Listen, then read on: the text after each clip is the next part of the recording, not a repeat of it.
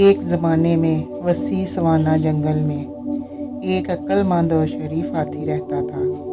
یہ ہاتھی کئی سالوں تک زمین پر گھومتا رہا اور اپنے ساتھ زمانے کی حکمت اکٹھی کرتا رہا۔ دوسرے جانور اکثر ہاتھی سے مشورہ لیتے تھے کیونکہ یہ عقلمند کے طور پر جانا جاتا تھا۔ ایک دن زمین پر ایک زبردست خشک سالی نازل ہوئی جس سے تمام جانوروں کو مشکلات کا سامنا کرنا پڑا۔ ہاتھی کو اپنی عظیم یادداشت کے ساتھ وہ جگہ یاد آئی جہاں اب بھی پانی بہتا تھا۔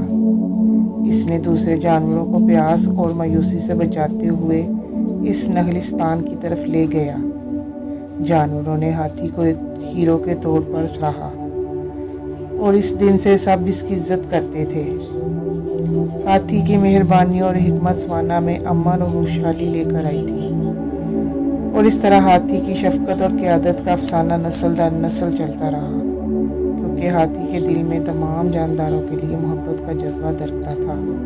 اگر آپ کو ہماری سٹوری پسند آئی ہے تو پلیز چینل کو لائک، شیئر اور سبسکرائب کر دیں اور بیل آئیکن کے بٹن کو دبانا نہ بھولیں تاکہ ہماری آنے والی ہر نوٹیفیکیشن آپ تک پہنچ سکے۔ شکریہ۔ خدا حافظ۔